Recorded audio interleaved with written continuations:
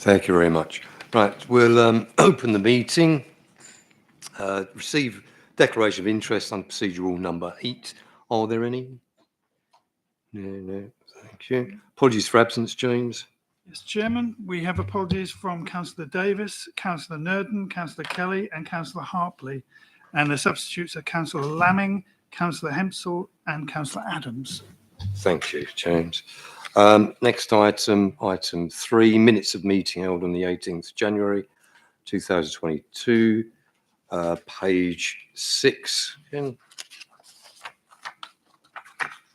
Are there any, are they a correct record?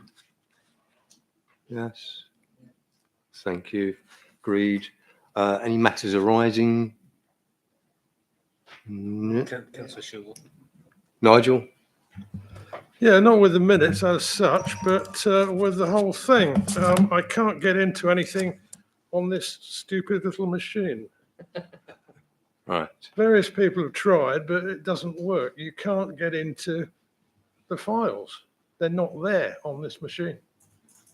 Okay. So I can't see any papers at all. Okie dokie.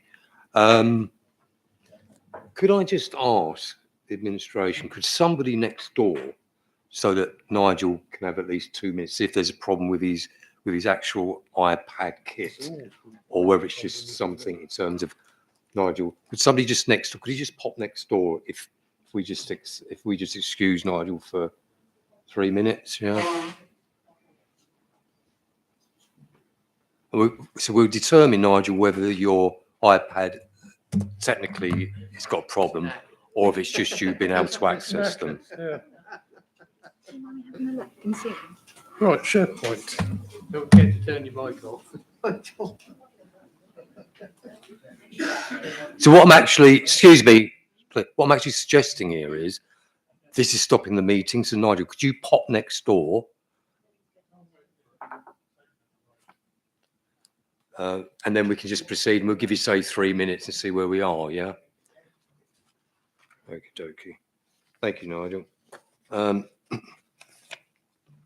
Right, so we was on matters arising, apart from that issue, Nigel. No matters arising? No. Chairman's announcements. I've received an email about item which is the papers are not ready for, but I'll actually deal with that when we get to cabinet reports. And I don't think you're aware of it, so I'm going to read it out, because it's about governance in terms of that report and going through to cabinet and then council. I'll do it there under item 7. Public speaking, James. There's no public speaking, Chairman. Okay. So cabinet reports, item 7. Before we go to the report, there is an agenda item 9 on the cabinet agenda, which says to follow in-year budget options, which is going to cabinet and then going to full council. The email which has just come through, 1st of February, Jamie to Emma. Report is still in progress of being finalised to provide members with the correct options for their contemplation, and will therefore report directly into cabinet to make recommendations to council. There will still be the opportunity for any councillor to ask questions or input into recommendations via cabinet, or when, if received by council, members of the ONS are of course able to go to cabinet and ask questions directly on the report. Then we have governance on this from Emma. I've discussed this with Linda, as she is there as the MO tomorrow. Yes, and welcome, Linda, by the way. I understand that Emma's not able to attend due to, I think, a COVID issue in her house. That's why I wanted that. And only just getting around to looking at the report. You have sent, Jamie, as the report is cabinet to council. It isn't subject to call-in. Only cabinet reports are subject to call-in. ONS can call in a decision which has been made by the executive but not yet implemented. And also call-in applies to the following: 1, cabinet decisions, 2, portfolio holder decision, 3, a decision by committee of the executive, and 4, a key decision made by an officer. Therefore, as executive, i.e. cabinet, are not making a decision and are recommending this into council, then there is not the ability to call in. The bit highlighted in yellow below is the assurance that can be given, plus they have the ability to further question at the council meeting, which is just in response to Sue, blah, blah, blah. So the key issue is we haven't got the report. In terms of the governance on this, I actually take a different view. The reason I take a different view, I've got the experience of the previous monitoring officer on a very similar matter going back in the past, and I think the view on that is different. However, it is down to monitoring officers to interpret the way that they see it. My own view is this, is that yes, it's true, you call in cabinet decisions. However, it's going through to full council. However, of course, when it goes through to full council, Overview and Scrutiny Committee would never have overviewed and scrutinised it. You've not overviewed and scrutinised it beforehand, going through to full council. So there's still an issue there in terms of governance, I believe, from my point of view. And I know other authorities take various points of views around this. So I think I'd just like to make that statement that I personally disagree with that point of view. And I think that we should still scrutinise it before it goes to council, because when you're at full council, you cannot do what we're doing here, overview and scrutinise it whatsoever. You don't have the time to do that. You're allowed 1 minute to ask questions or whatever. So therefore, you can't apply proper overview and scrutiny to that going to cabinet. So I'd like to make that statement, please, in terms of my view. And any other comments from members present? So, okay, so anyone else like to say anything? David? Sorry, just can I just ask for some clarification, please, Mr. Chairman? So the plan for the report is to go directly to Cabinet for them to make a response to full council. Yeah. That is therefore, in my view, an action. And the way that the the UK Public Generals Act 2000, Local Government Act 2020, Section 22, Part 1, Chapter 2, Paragraph 9F, Section 1, executive arrangements made by local authority must include provision for the appointment by the authority of one or more committee of that authority. And then it goes down to Section 2A, to review or scrutinise decisions made or other actions taken in connection with the discharge of the function which is the responsibility of the executive. My view is that this is an action taken, so therefore it does require a review by an overview and scrutiny committee. It's my view as well. So, Perhaps it might help if somebody clarifies the nature of the report, what this particular report is about, and what the consequences could be, what the outcomes might be. Can I just say, actually, the executive, an executive decision made by cabinet could be called in, but this decision will go further on to council, so that's why it won't be subject to call in. yeah, we understand the interpretation that is being put on it, but what the point about this is that there's a cabinet recommendation decision going through to full council with a recommendation, and the overview and scrutiny committee can't actually overview and scrutinise that document going through to determination at the end of the day by council. There's a conflict in that. There's an impasse in that in terms of thought process and due process in terms of overview and scrutiny. Now that's a view. We've got the monitoring officer's position taken on this. So what I'm saying is we can't actually discuss the report here because we haven't got it, but all we can do is lodge our own view about that decision, which we're entitled to do as elected members. Sorry, Trudy. I just wonder if I can offer any help with regards to Councillor Catchpole's question, the nature of the paper. It's an additional paper that we've purely asked for to consider the savings from the outturn Q3. So very much when we did the workshops, and there was some savings in there, and we're looking at ways of spending that money. This is purely to review what we think the final savings will be and move money into earmark reserves. That's all it is. So whatever money there finally is, that's why the paper isn't there, because it's taken so long to do the calculation. And it's purely moving money into earmark reserves, which, as you know, doesn't mean they have to stay there. They can then be moved again, but that's all the nature of the paper is. Yeah, and the detail of the paper, Trudy, is it finalised? Because you're giving. I some haven't information. seen it either Right, yet. okay. The paper really is factual, because it will be, this is the underspend, and we're suggesting, like things that were considered at the workshop, moving some of that money into an earmark reserve. Yeah, and then Cabinet will then look at the paper. It will either agree it in totality, or it will say not that or not this, which is a decision recommendation going through to full council, which ONS would never have scrutinised. This is the whole point. So you have options perhaps in the paper that are excluded, or even Cabinet as the absolute right and authority as the executive to make additional recommendations or decisions going through to council, which were never scrutinised. Therefore, I think the governance is wrong on this. We're making and want to make a statement about it. Now then, we can't do anything else about it today, but I think ONS are entitled to make that statement, and legally as well, because if this ever goes outside, if there's ever an issue comes back on this, what was overview and scrutiny's view?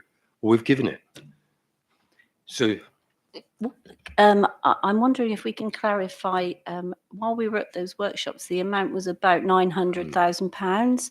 So are we saying that overview and scrutiny won't get to see or comment on how £900,000 of council money will be spent?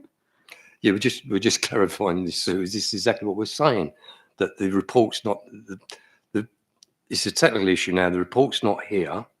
The point is that we could call in a cabinet decision. This has happened before, so you can call in a cabinet decision. So if the report's not here, what's happened before is that me, on behalf of the committee or 3 members, can call that cabinet decision in, because we never overviewed and scrutinised it. What's being said here is we can't call it in, or that's the position with the monitoring officer on governance on this, because it's going through to full council, and we can only call it in if it's a decision by the executive. And as Dave quite rightly has pointed out, and I've just kind of emphasised as well, there will be decisions taken at the cabinet that then go through to by the executive, which then go through to the full council, that we would never have scrutinised, and we won't have the opportunity to scrutinise, because in a debate at the cabinet they'll discuss it, debate it. You can't then scrutinise it after they've made a decision at ONS.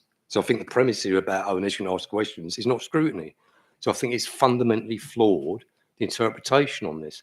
Now what I'm suggesting is that I've made this statement, that we believe that that's wrong and for the reasons why. I can put it in writing after this meeting to make sure it's absolutely clear if that's agreed, to then send through to James for the minutes. And could we agree that as a committee?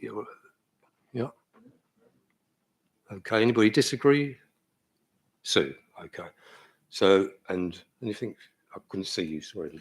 I ain't got 360 vision. No. Okay, thank you. So what I'll do is I'll just form a statement. After this, we've agreed to turn, I know what it is, just for accuracy for James, then I'll send it through James and copy everybody in, yeah? Okay, so we can move on. Thank you very much. And thanks, Dave. Right, so I'll pop that to one side. Right, back to cabinet reports. Item 7, and on the cabinet reports, it's agenda item 10, page 21, Ken. And I'll just check with Nigel, courtesy from the chair, make sure we've got our committee member plugged in. Are you okay now, Nigel?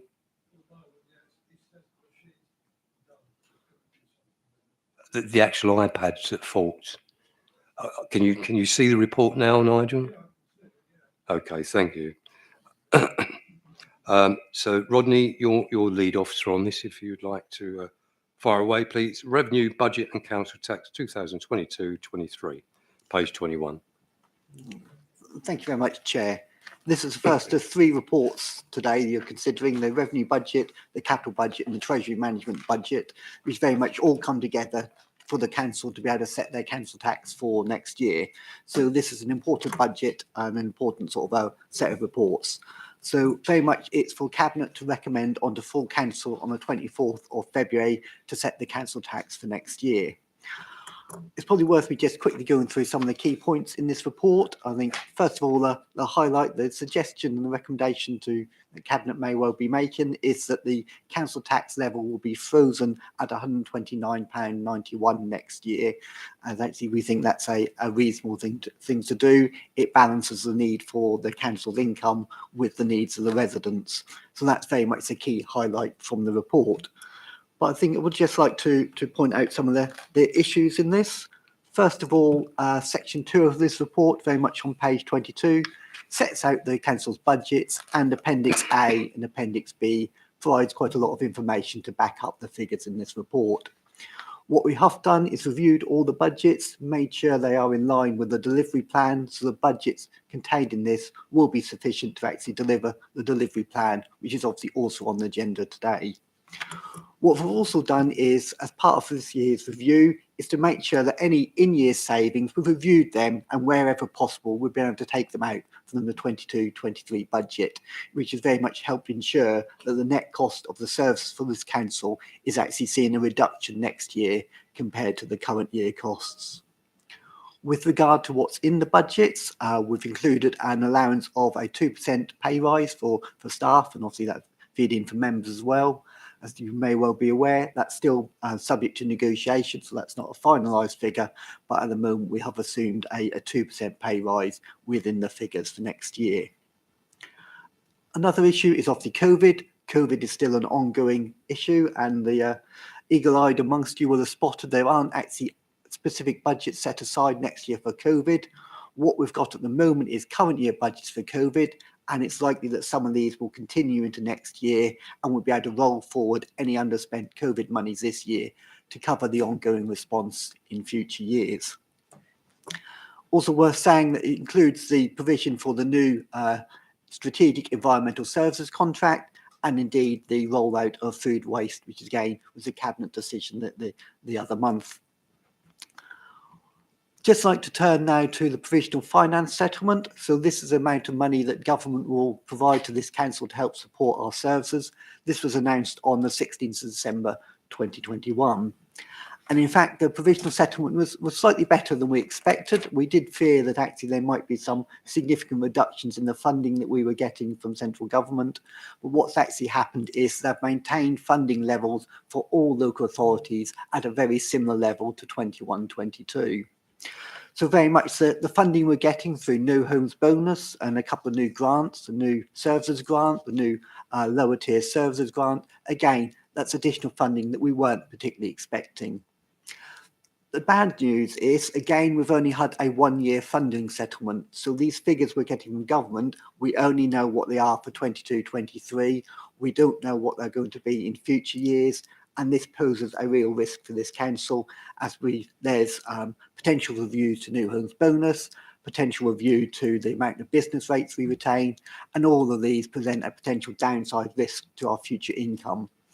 So very much it's good news for 22-23, but longer term it is a very difficult position to be in. Within this paper, we've also had the annual budget consultation. So section 4 of this report sets out the budget consultation results. So this was very much live on our website in December and January. We had 122 responses to this consultation, which, although it wasn't a lot, is actually more than we've had in previous years. And actually we've included some of the key messages in this report.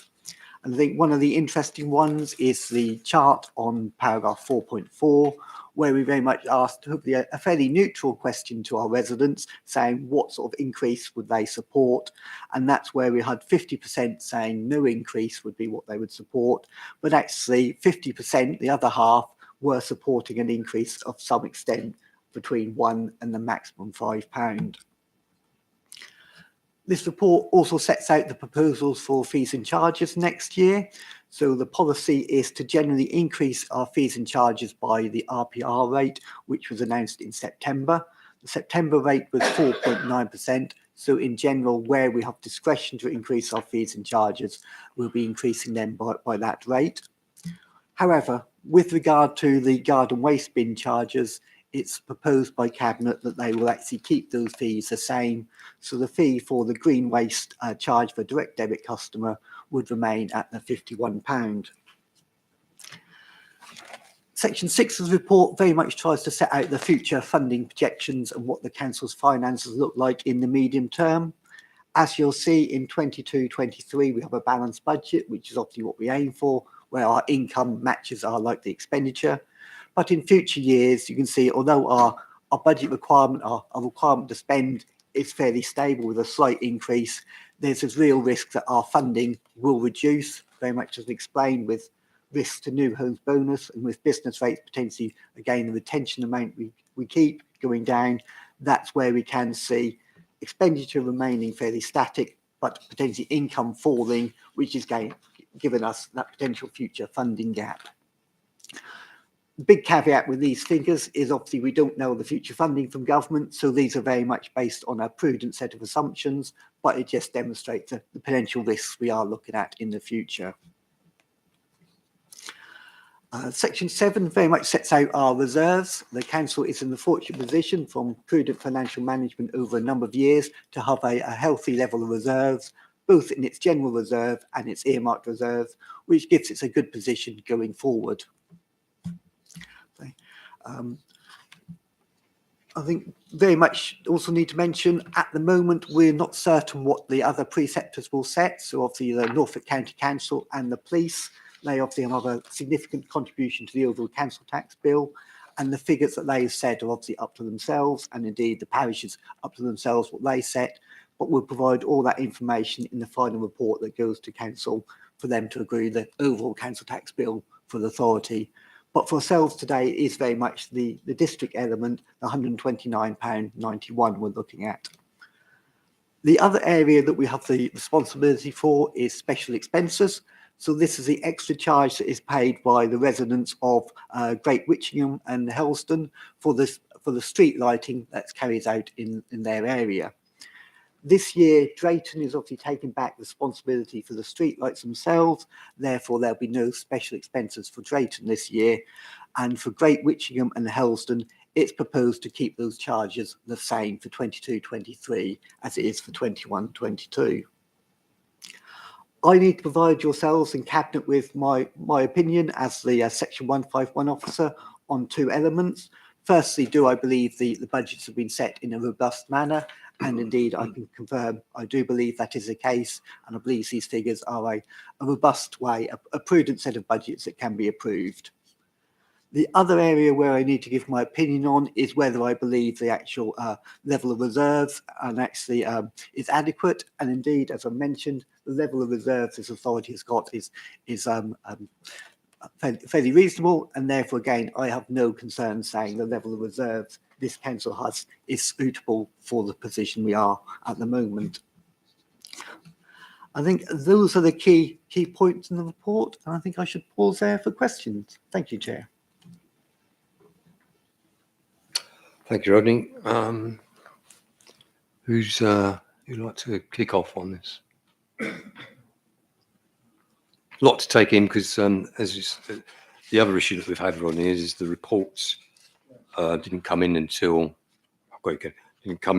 was it Friday? I think Friday, and this is another point actually I was going to raise.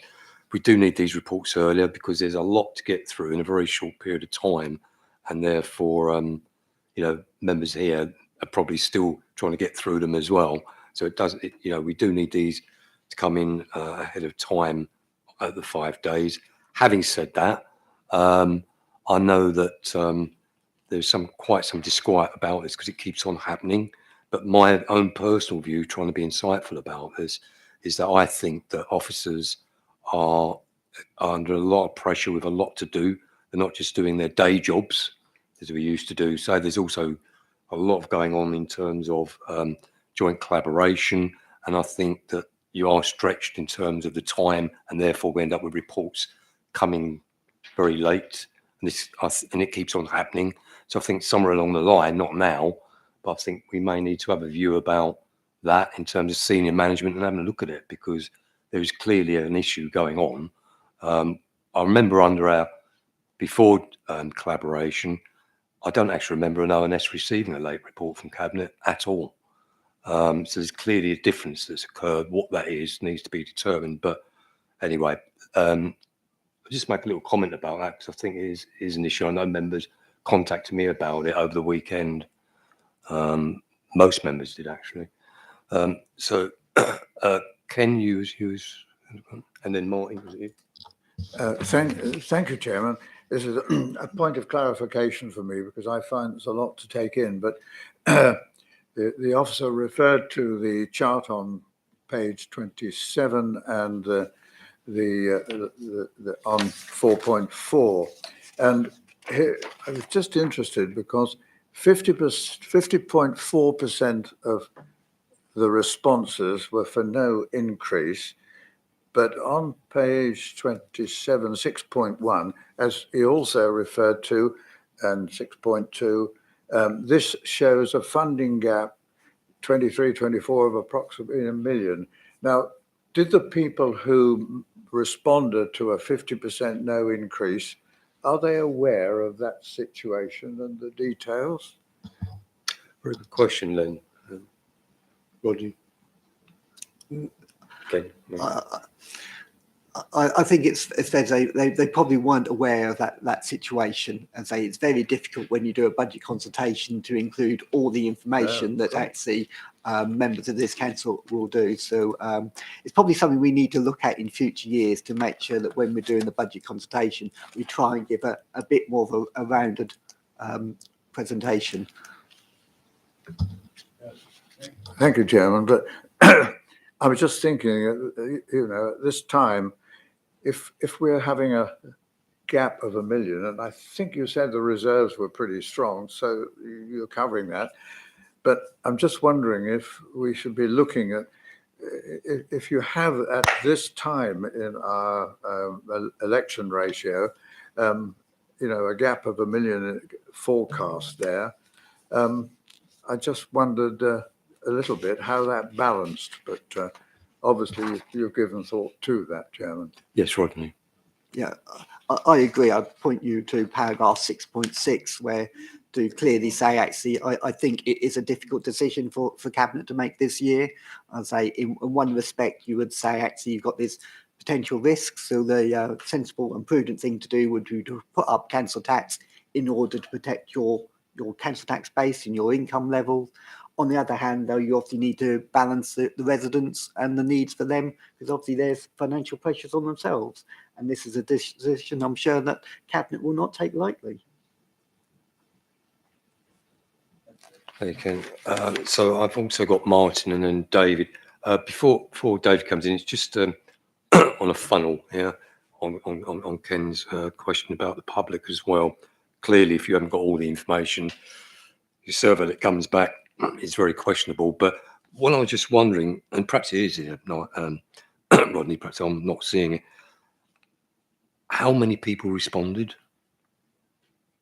It was 122. Right. Sorry, I've missed it. Yeah, Right. so again, it's not a massive number. And the council is doing work to potentially set up a customer panel and things like that in the future to actually increase that sort of response rate. So as a representative sample, it's far less than 1% even. It is indeed, yes. So, But obviously, that's where you come in as representatives of the public to actually express your views as well. okay. So really, I think that in the world of stats, nobody really can make a decision based around this one way or the other. Okie doke. All right, Martin and then David. Thank you. Mine was around the new homes bonus, which is set out in 3.8, and therefore, and then going forward into the, like you say, the other parts of this. So, in the future years, are we saying that there's no new homes bonus included in the figures going forward? So, where you get to 6.1 with the graph there, does that not include any of the new homes bonus? And then from that as well, the total funding with no council tax increase, was that just based on no increase over the period to 2027, or is it just a 1 year no increase? And then obviously we're supposed to set a balanced budget. So on the table on page 7.1, obviously this year we've got a balanced budget without any funding gap, but then obviously in the future years 23, 24, 5, you're not sort of like nearly 1 million down without the council tax increase. Now again, round that, is that based on no increase in those years, or is it just the effect of the no increase in the in-year? Yeah, Rodney. Thank you. Good questions. So very much, if you look at Appendix C on page 35, this is where I put the assumptions about what we've done for the medium-term projections. And for new homes bonus, what we've assumed, or what I've assumed in the paper, is that actually in 22-23, the 1.3 million we're getting is made up of 500,000 a legacy payment and then £800,000 for the in-year payment. So the legacy payment will definitely disappear next year. And there's like to be a new scheme coming in. So we've assumed potentially from this new scheme in 23-24, we'll be earning £500,000 from that new scheme. But that very much is a finger in the air because we have no details of what that new scheme is. But if anything, it's a downside risk. Even though we are one of the authorities that does deliver growth, there is a real risk that actually we will not be rewarded as well as we have done in the past from building properties. The second element was about the council tax increase. So the differences between no council tax for the next 4 years and a £5 council tax for the next 4 years. So it is very much one or t'other. But obviously you would have the option to say not put it up this year, but put it up next year by £5, not the following year. But I believe that the way Cabinet looks at it, it takes a decision every year based on the circumstances. Your third question was very much about the balanced budget. The responsibility is to set a balanced budget for the year in question. So the responsibility is obviously to set a balanced budget for 22-23. You need to be mindful of the future projections, but we'll need to set that balanced budget for 23-24 when we get to setting that point of view. Thank you. So it is the effects, just to clarify, of not having the increase and then the cumulative deficit that occurs from that over the next 4 to 5 years. Yes, you're very much looking at each year, a £5 increase generates about £250,000. So if you don't put up this year and don't put up next year, it's £500,000 potential loss. Over 4 years, it's £1 million potential less revenue getting from council tax by not putting that incremental rise in each year. There's obviously no telling what the government rules will be about where that cap for that consultation will be on council tax. It could be that they change it. So, for instance, the police and crime commissioners is allowed to put their council tax up by £10 this year. But for the past few years, the ability for district councils like ourselves to put up council tax is limited to £5 every year, and you can't carry it forward. You can't say, I'm not putting up this year by £5, therefore I've got the ability to put up by £10. If you don't put it up this year by £5, at the moment, you've lost that ability forever. Quite right, too. David, then Peter, then Sue. Thank you very much. Now, one thing that I believe you said, Ronnie, so guys need to clarify, you did say that the staff pay rise that's been budgeted is 2%, is that correct? It is. It's actually Within the current year's budget, it's allowance for 1%. At the moment, the offer on the table for the current year is 1.5%. And then the offer for 22-23 is 2%. So actually within the budget, we've allowed for that catch up 0.5% plus 2% for next year. But the actual provision for the 22-23 pay rise would be 2%. Right. Okay. Because reason being is that I've had numerous conversations with NALC and regarding the NJC pay scales, and the recommendation of parish and town councils is to look at a 3.5% pay rise. Also, one of the things you did allude to earlier is inflation in September, when it was the RPI came out, was 4.9%. So I'm just mindful that there's a lot of a difference between inflation, what the NJC are saying, and what's on the table currently from this council to its employees. And as a good employer, we really should be looking to make the best deal possible to make sure that we actually retain our staff. And that's a little bit of an alarm bell for me with what you've just said, and even more so when you're telling me about what's on the table. I think we need to bear in mind we are local pay bargaining, so actually we deal with what's appropriate for this council, what's affordable and actually what's reasonable. But we also need to take account of the pay deal on the table is not just the cost of living rise. Within what's being proposed is actually a performance related pay element as well. So actually if staff are performing well, there's ability for them to actually have a payment as well to actually make sure that actually they can progress as they perform well through the organisation.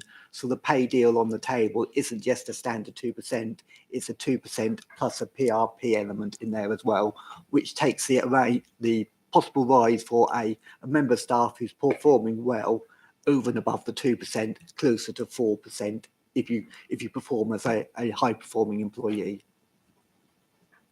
Okey-dokey, Peter.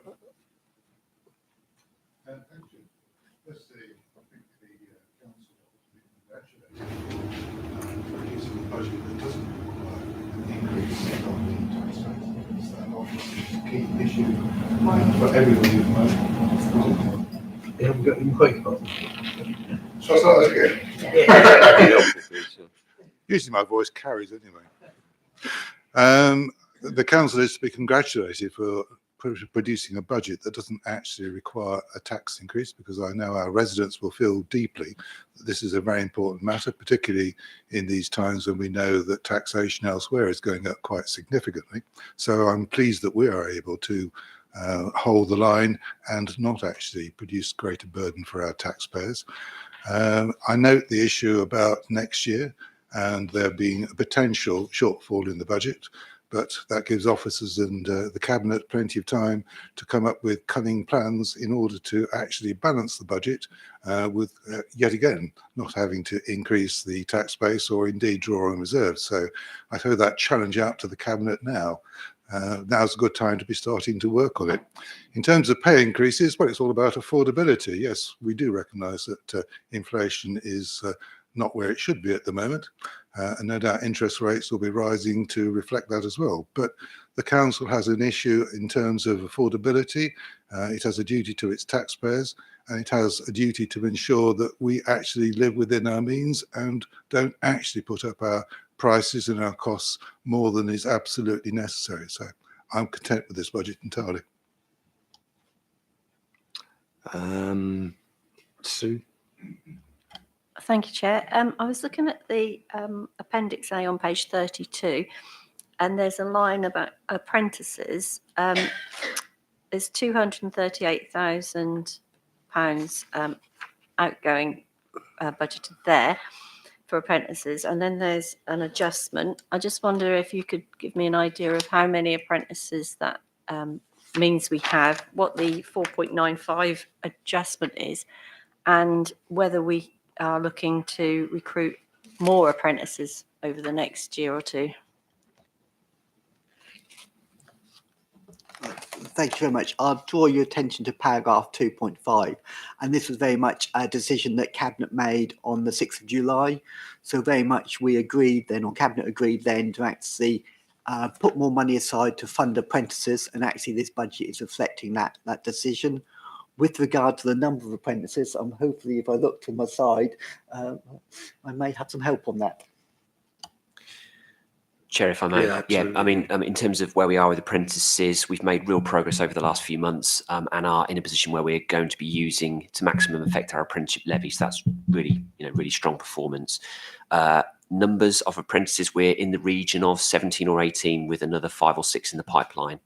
But it's an ever ongoing process of recruitment and replacement.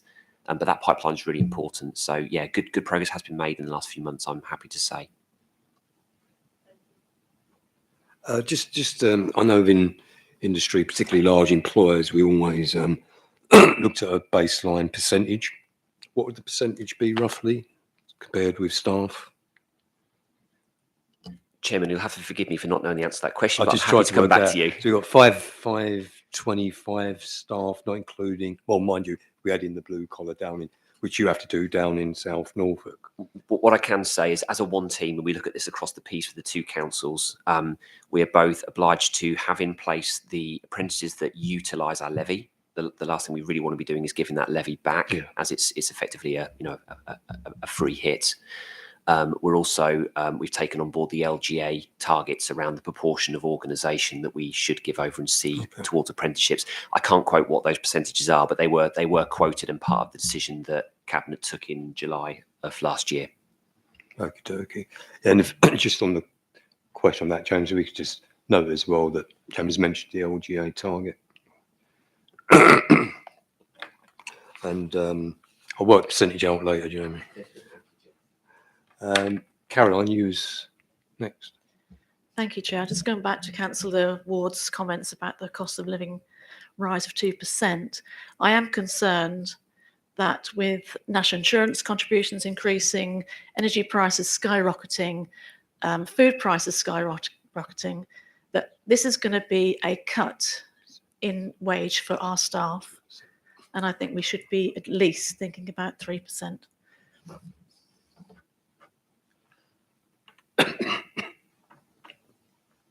I'll say, I think that's a difficult one to ask you, because obviously it's going through the negotiation at the moment. So obviously there is a negotiation with Unison. I think one thing to point out is actually as part of the management offer, there is a commitment to pay the national living wage to all our employers, to all our employees. So actually that would help the lower paid staff come up to that national minimum wage level. So there is that benefit for lower paid staff as well. Okey-dokey. So, anyone else? So, can I clarify that? Do you mean the national living wage as opposed to minimum wage? Yeah. Okay. So, just a final sort of summary clarification on this in a very simple way. So, we have a proposal for no council tax increase because the budget balances this year moving forward. There's projection.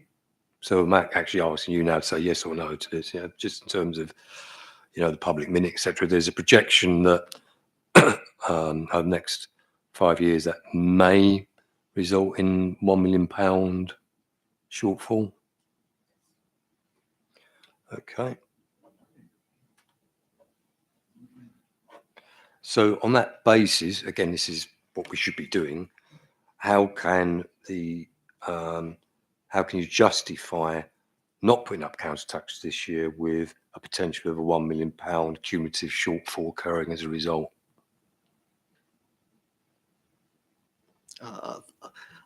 Because there are some opportunities with the joint working with the 2 councils to drive through further savings.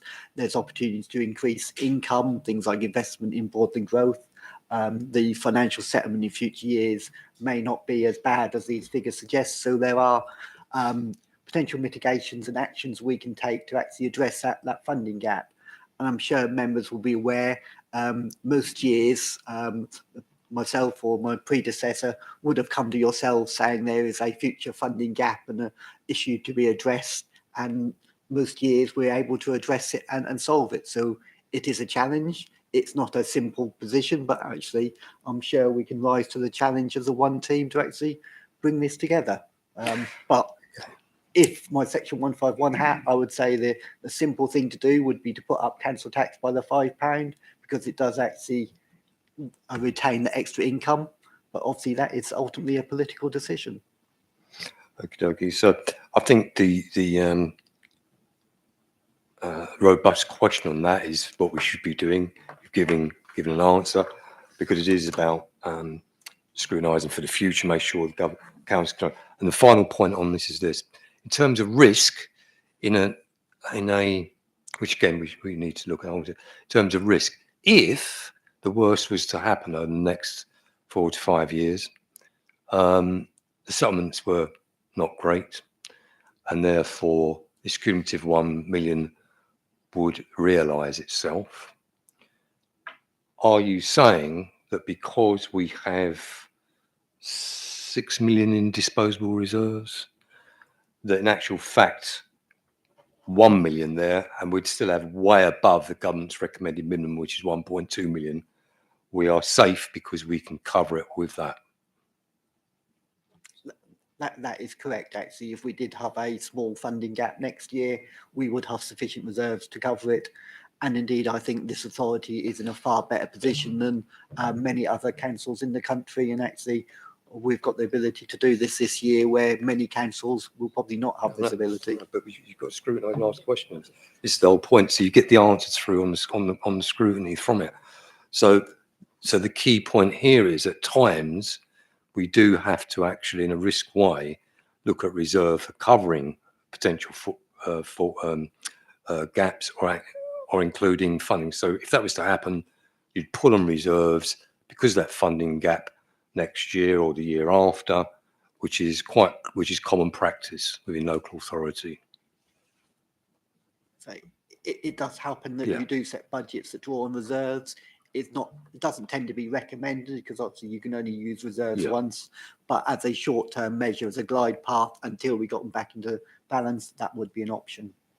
Okie dokie. And as you say, it is a political decision because last year there was a motion to do exactly that, but the political decision was not to.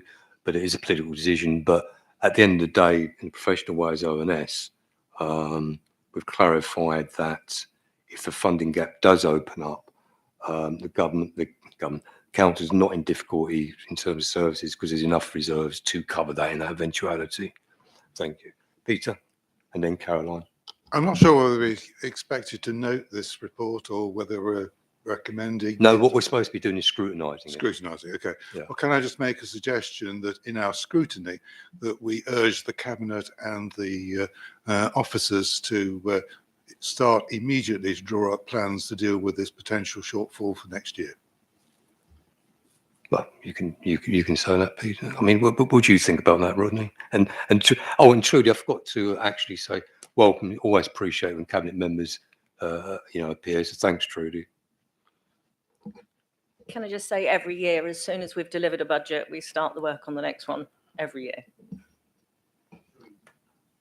Right, okie dokie. And then did you, Caroline, have your hand up? I just for my own mind question. You say part of this shortfall will be covered by the collaboration savings. Have we got a price or a cost to date, how much we've actually saved with the collaborative working? I'm not saying I can quote that off the top of my head, but that's delivery measure 1 in the performance plan. So that was actually reported to the last meeting when we did the Q2 performance report. But we are on target to deliver that 8.6 million overall 5-year saving from the collaboration over 5 years, yes, which is what was set out in the business case.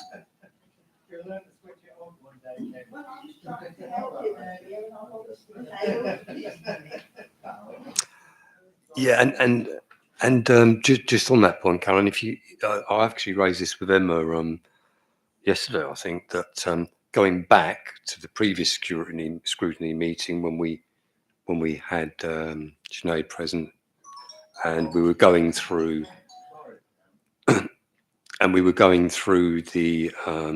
quarterly report, there was a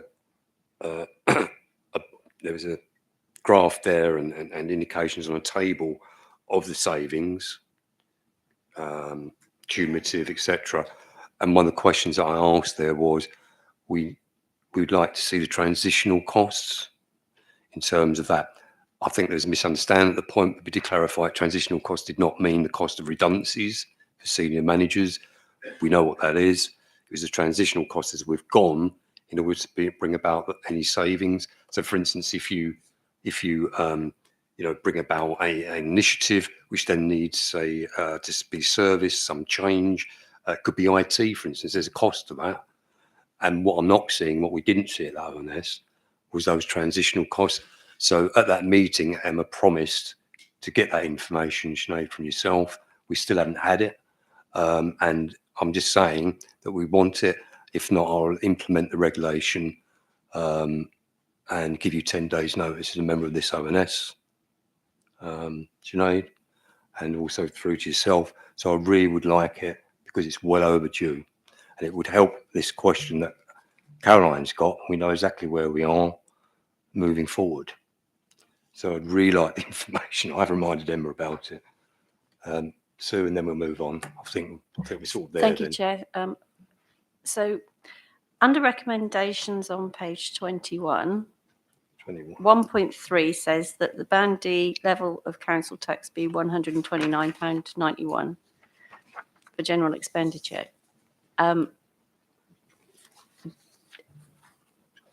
Is that because it says the Cabinet recommends to Council?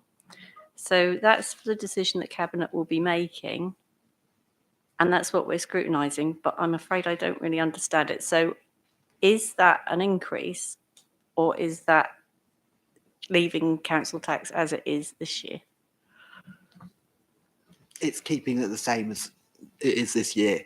The charge for 21-22 is £129.91, and it's proposed that the charge for 22-23 will remain at £129.91. So no increase on the current year.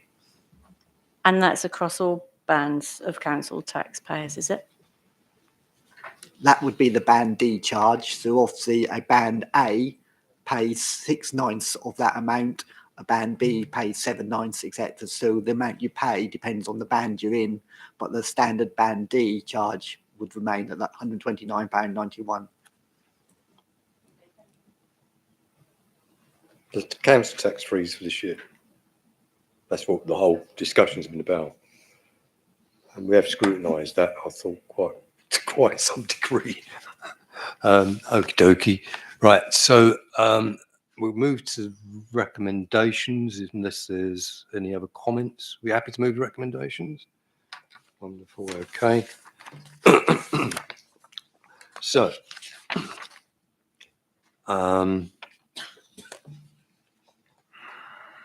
we have 1.1, 1.2, 1.3, 2 that the Cabinet agrees, 2.1, 3, 3.1, 3.2. Do you want me to read them out, or have you read them? Are you happy? Okie dokie. So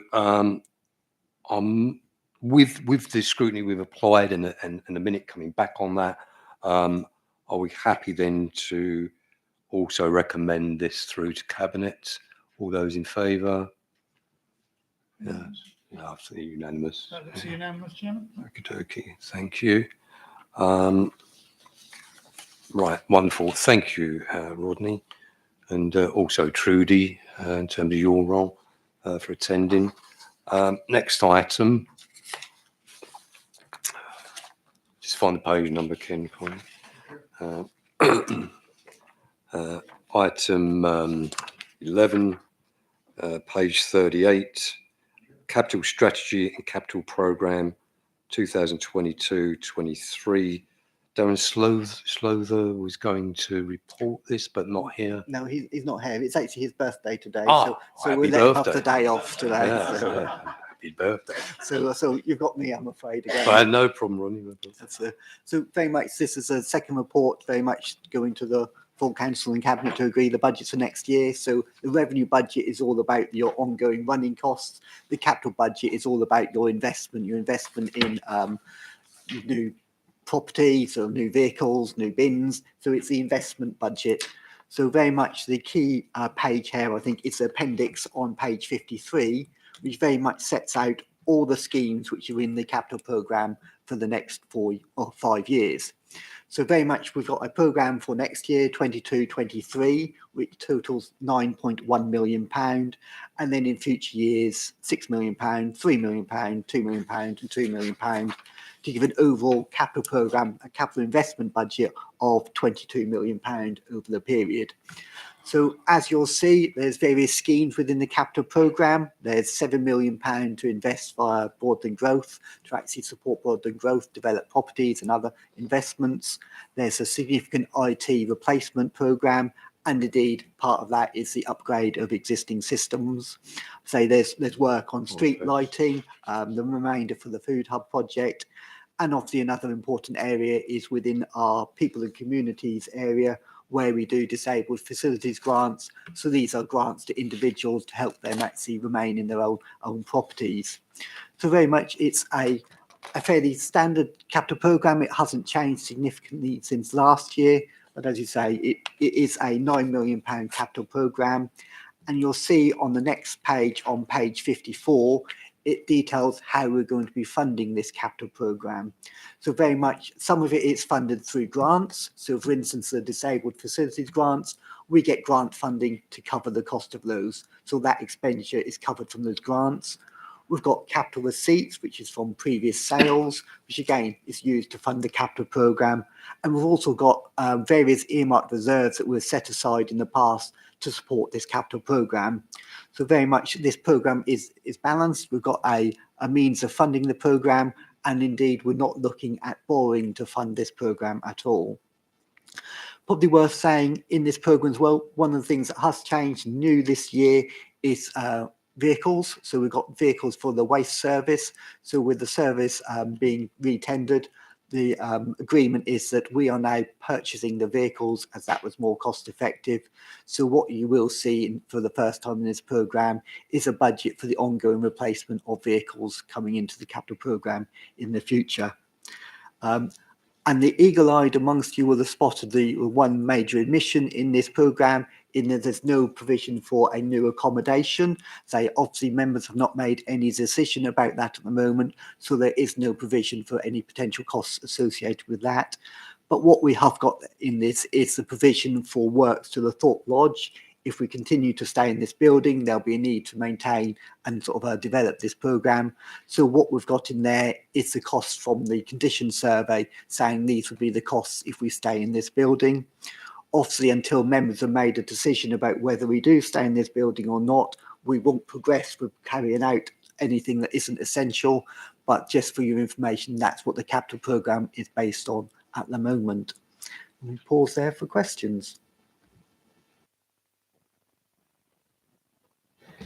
I just want to say I'm very pleased to see we have a budget in there for changing place facilities. Will we have that as a continuing on rolling budget year after year?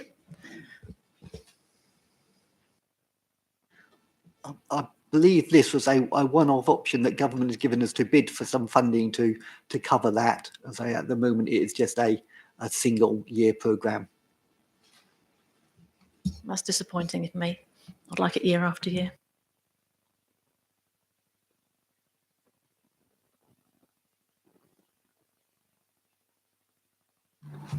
I've completely lost the page on that actually. Sorry? 53.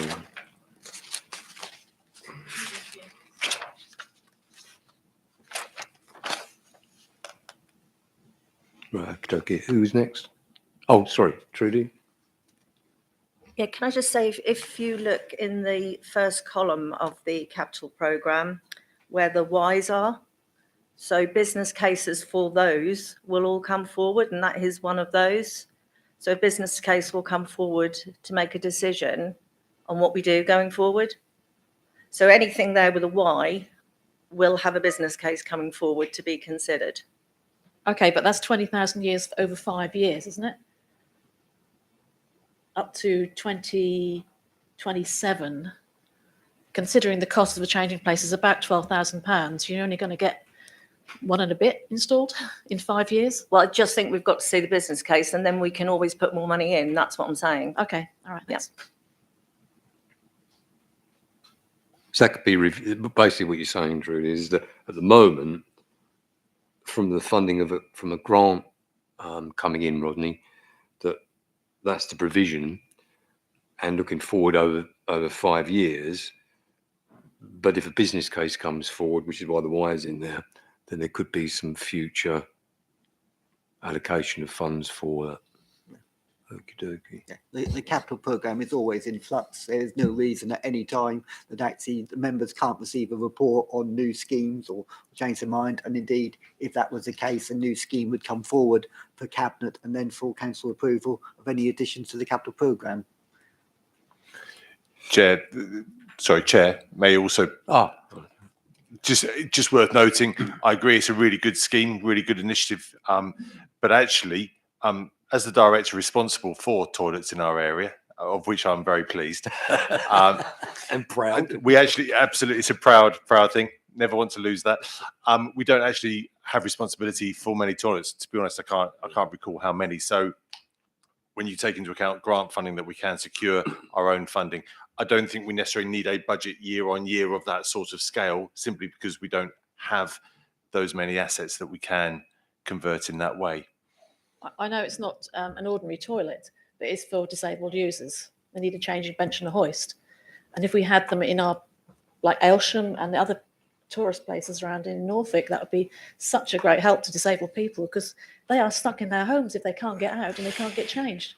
Yeah, and I don't necessarily want to, necessarily prolong the debate around that particular issue. But for example, the toilets in Aylsham aren't the responsibility of Broadland anymore. They used to be.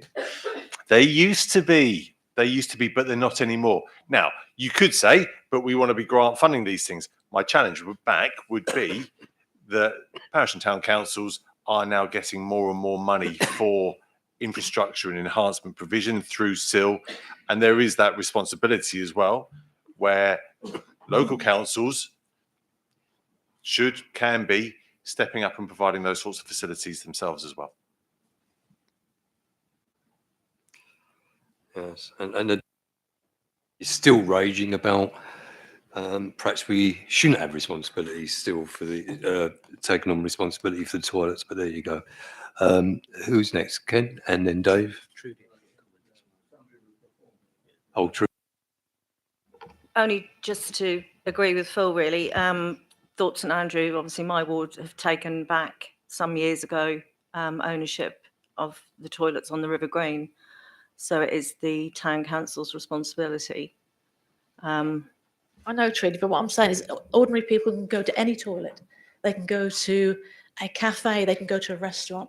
Disabled people in wheelchairs cannot do that. And I think we as a council need responsibility to look after our disabled residents as well. I completely agree. But if it's been handed back to the local council, the town or the parish, it is then their responsibility. And they can, as Phil said, they can seek funding as well. So there are ways of the actual town council or parish council delivering exactly what you say, which I completely agree with. But I know at Thorpe St Andrew, we would look at delivering it ourselves, because we've taken on and were given money by Broadland to take it on. And then it's up to that council what they do with that money, because they will have been given a lump sum when they took the conveniences on. The issue here is, I think, and you're absolutely correct, obviously, Trudy, around that. I think what the issue is that Caroline's raising is, at the end of the day, toilets, public toilets, strategically, is that the best way for things to happen? That you've got local small councils or town councils that then have to think about this. You've got a disjointed approach across Broadland. It's actually just a view. Personally, I subscribe to they shouldn't be in the hands of local parishes myself, but that's what's happened. And we've got what we've got. But I would agree with you strategically. I don't think they should be, they should have been given back or whatever, taken off of local authority responsibility. But there you go. So I think it was Sue Prutton next. No? Oh, sorry, I thought I saw you here. Go. Right, so Ken, Dave, Martin. Go on, Ken. Thank you, Chairman. On page 53, under the capital programme, under place, there's a cover for Bure Valley, but I just wondered, in this question of health and well-being, have we got any coverage for continuing with things like the Broadland Country Park? I know I have raised it before, but I just would be glad to know that there wasn't anything other than Bure Valley. Please, Phil. Yep, thank you very much, Chair. Yes, a very good point, Councillor Leggett. At the moment, Broadland Country Park has still got money associated with Section 106. So there's some developer funding that is still available and can be drawn down on for some time. In addition, for example, some new paths have gone into Broadland Country Park, but that was secured through external funding sources as well. So there's continued investment in the country park, but that's not having to come from the current capital budget, and that can carry on for some time yet. So have we any other projects in mind? Yeah, a master plan is being prepared and will be coming back before members, I think, off the top of my head, in March. So in the next month or so, you'll be seeing, some draft proposals, because they don't want to present a fait accompli to members. Want members to have a chance to try to influence that as well, with a much more sort of forward look as to where that park is going.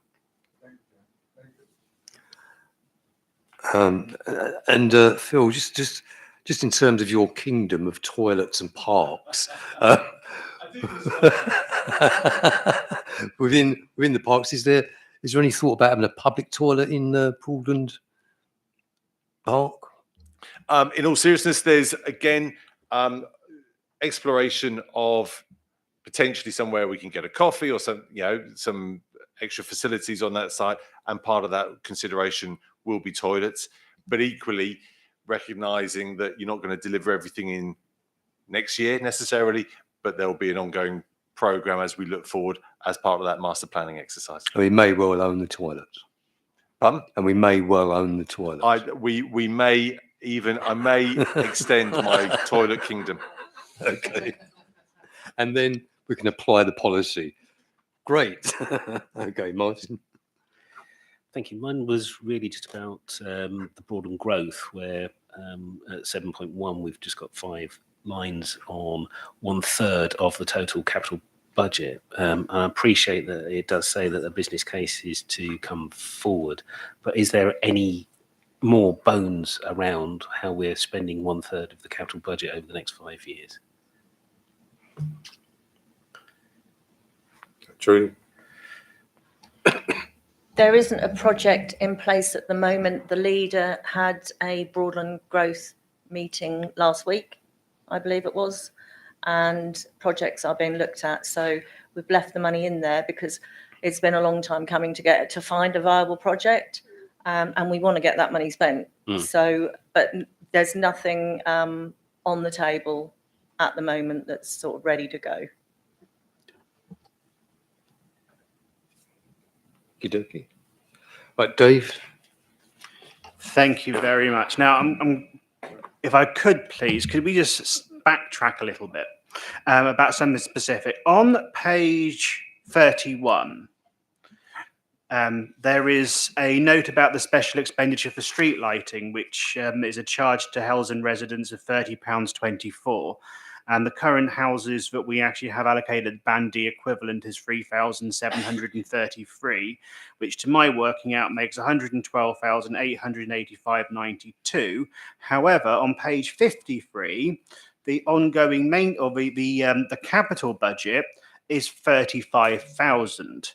So my question is, where does the other 80 grand go? I see the point. So is this something I should discuss with Phil outside of this meeting?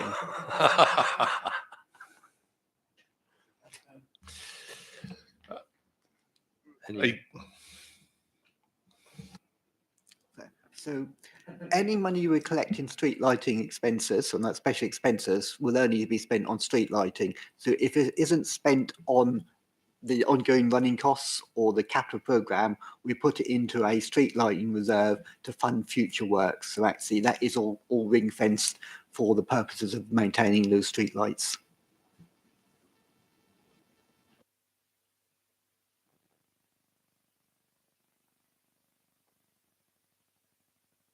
I'm content with that answer for now. It's just obviously when I'm just looking at the proposals, I can't imagine that money ever going down. And what's been allocated into the funds for the next like 5 years is around about the 35 to 40,000 mark. So we are looking at a difference of about, well, between the two of them, about 80 grand a year. To shed some light now, we've got that. Yeah, as Rodney said, the money is ring fenced. If we did need to do more works, we would have the money there. It will be that amount every year unless we put it up even more. And if Helston would like to take them back, the whole balance that's sitting there, they are welcome to have.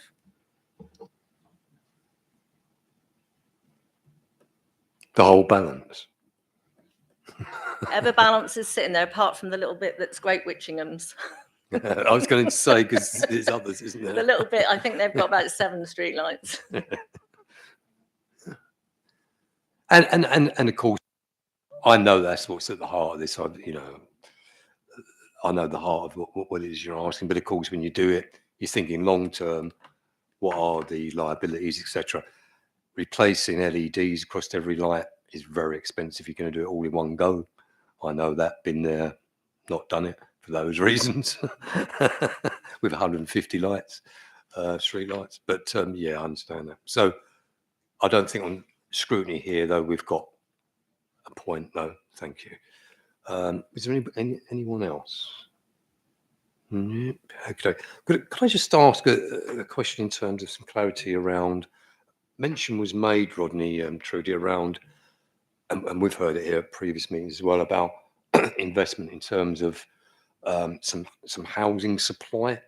So you're saying within this 7 million figure, that's sort of encompassed in there. Is that correct, Trudy? Huh. No. That will very much probably form part of the paper that's coming forward that you haven't seen, which was discussed at the workshops, from the savings from the in-year savings.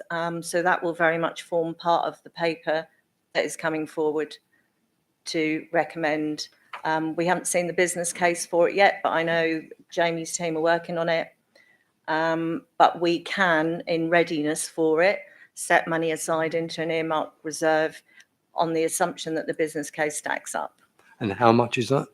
But it depends how much we've the final or the quarter 3 outturn shows us. Right. That's the bit we're still working on. And once we see that, then we can see how much we could put aside for temporary accommodation, because I think that's something that all members are in favour of. Okie dokie. But your intention at the moment is not to earmark from general reserves? Yeah, we don't need to. That's for the separate projects for Broadland growth to deliver. Okay, separate problem. Okay. It's just about how politically you view your priorities, isn't it? Okie doke. So I think when that figure, I think it's quite important though for us all at that point in time when that comes forward to review that figure in terms of what the need is and balance, and then go on, Jane.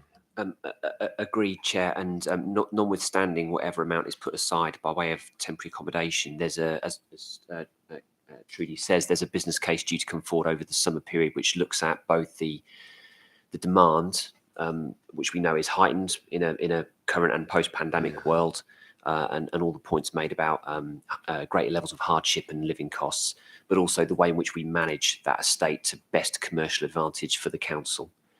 So we'll look to have a more complete conversation and a more informed conversation when we have that business case to hand and can work through the usual governance route. Okay, and at the heart of that is some realistic figures about what the actual need is. Thanks, Jamie. Right, anyone else? Sue and then Nigel. Thank you, Chair. Under, on page 53, traveller sites, I know there was a recommendation that Broadland should be providing. Is that one site, two sites, or how many sites for £300,000 are we envisaging? This is part of your kingdom. Phil. It knows no ends, Chair. It knows no ends. Ben in the Holly's got nothing. I mean, so at the moment, for members that aren't necessarily fully au fait with the local plan process, that's going into examination literally next week and into March as well. One of the absolute key things that we need to show the inspectors in that local plan examination is that we are able to deliver gypsy and traveller sites.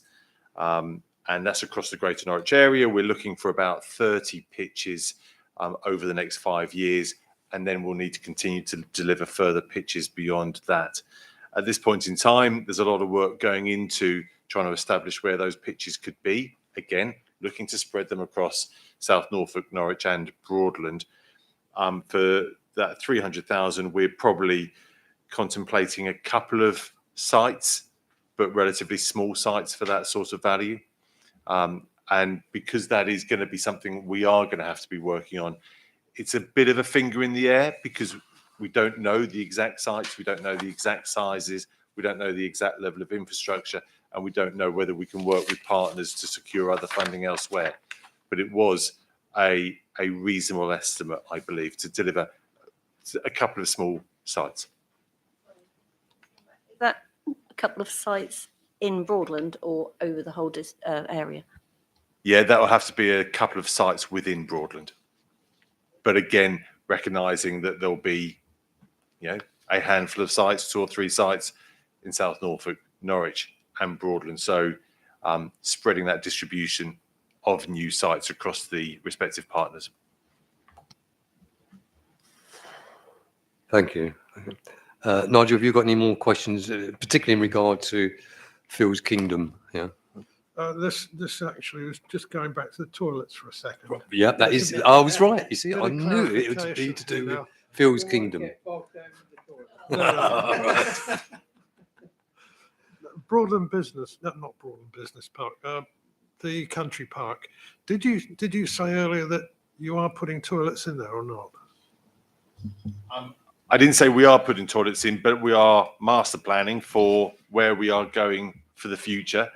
At this point in time, as of today, I don't think we necessarily need to be putting toilets in, but as we look to utilise that country park more and more, I think we need to give serious consideration to the sorts of facilities that are there, and that would include toilet provision.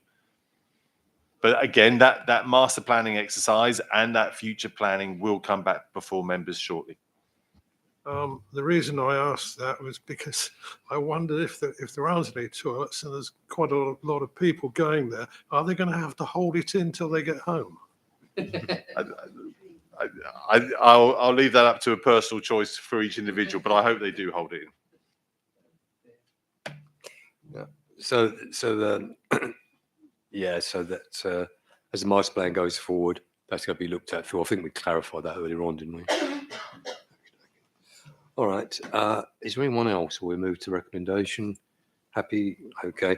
Recommendation. It's very short. Cabinet is asked to recommend to Council. Yes. Cabinet is asked to recommend to Council Capital Strategy Appendix A and Capital Programme for 2022, 23, 26, 27, Appendix B. And of course, we do have our minute, which is adequately scrutinised it. It's been a full minute on that.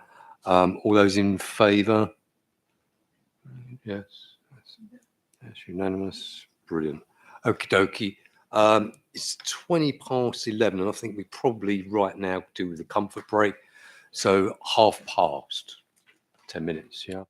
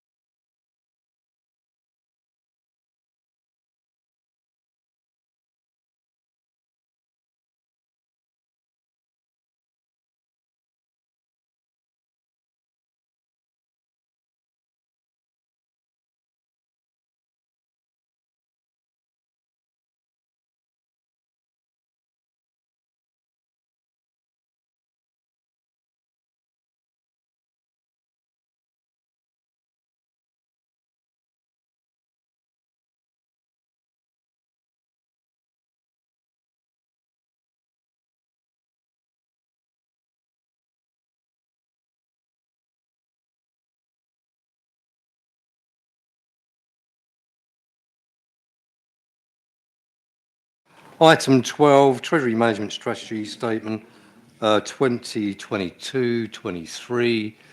At the back, please. 22-23. And I guess this is you, Rodney, again.